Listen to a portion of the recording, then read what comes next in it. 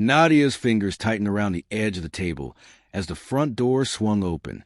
The scent of expensive cologne mixed with cigarette smoke invaded the air, announcing their arrival before she even turned to look.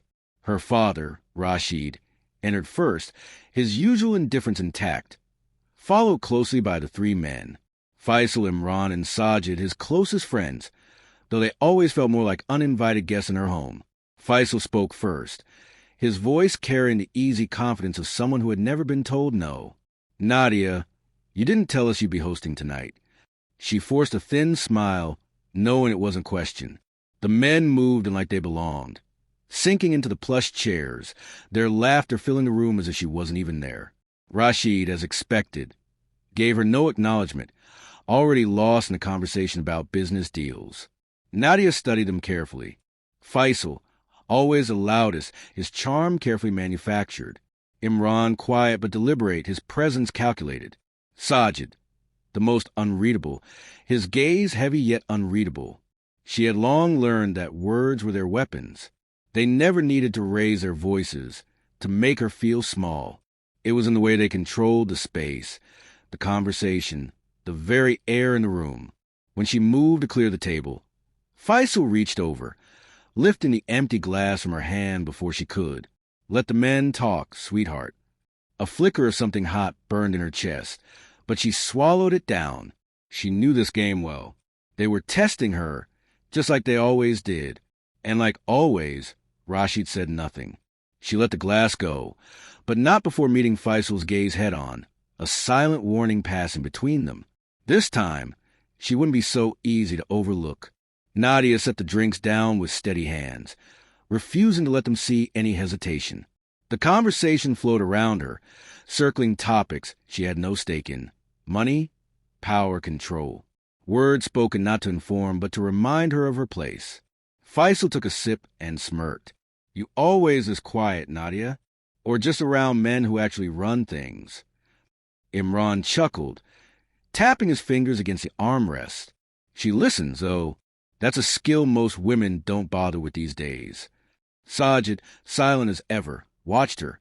He was the only one who didn't mask his scrutiny with humor. His gaze was direct, almost studying. She exhaled slowly. Listening is easy. It's believing that's the hard part. A pause. A beat of silence before Faisal's grin widened.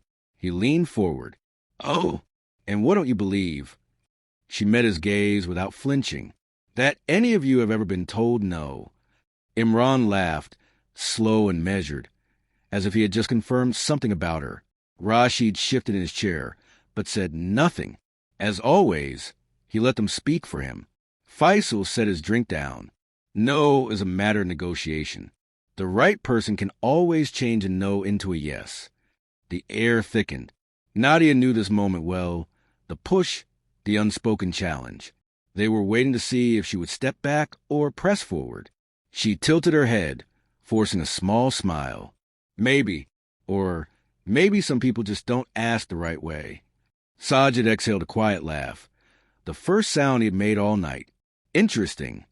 For the first time, she saw something shift.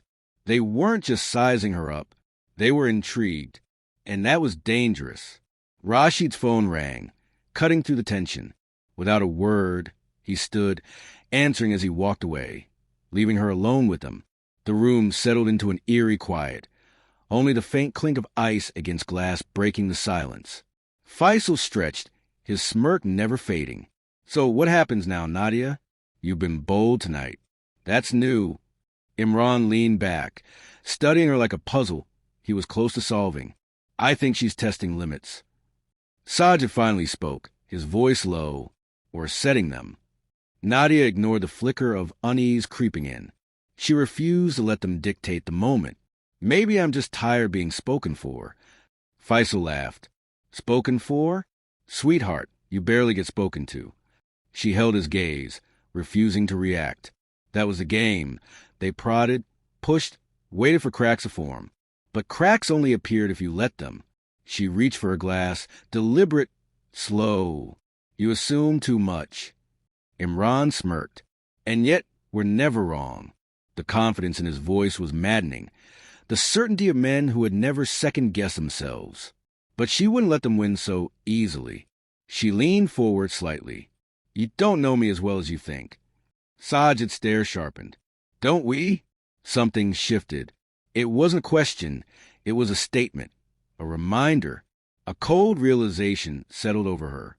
They had been watching her longer than she realized, studying, calculating. Every move she made, every word she spoke, was already accounted for. The power she thought she was taking back had never been hers to hold. Not really. Faisal chuckled, finishing his drink. "Careful, Nadia. You don't want to start a game you can't win." Rashid returned, his presence shifting the atmosphere, but not resetting it. The damage was already done. Nadia sat motionless, her mind still unraveling the last few minutes, the weight of their words pressing down on her. Faisal stretched lazily, glancing at Rashid with a smirk. "Your daughter's grown sharp. Old man. You sure you can keep up?" Rashid barely reacted, only giving a dismissive chuckle. "She gets ideas, that's all." Ideas. That was all she had ever been to him. Something fleeting, temporary, easy to dismiss. But tonight, she had seen too much, understood too much. Imran exhaled, shaking his head.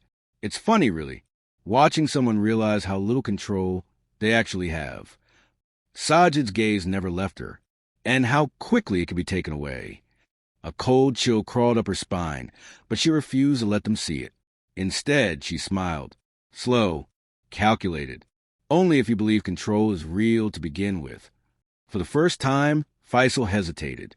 Just for a fraction of a second, Imran blinked, recalculating. Sajid tilted his head, intrigued. Nadia took a deep breath. Standing up, the weight of their presence, of their words, no longer held her down. She had spent years waiting for power to be given to her. Tonight, she understood it was never about taking control. It was about refusing to play by their rules. She turned to Rashid. "I'm going to bed." No good night. No deference. Just a statement. Rashid barely acknowledged her, but she didn't need him to. As she walked away, she could feel their eyes on her, their silence speaking louder than any parting word. This time, she had been the one to leave him behind.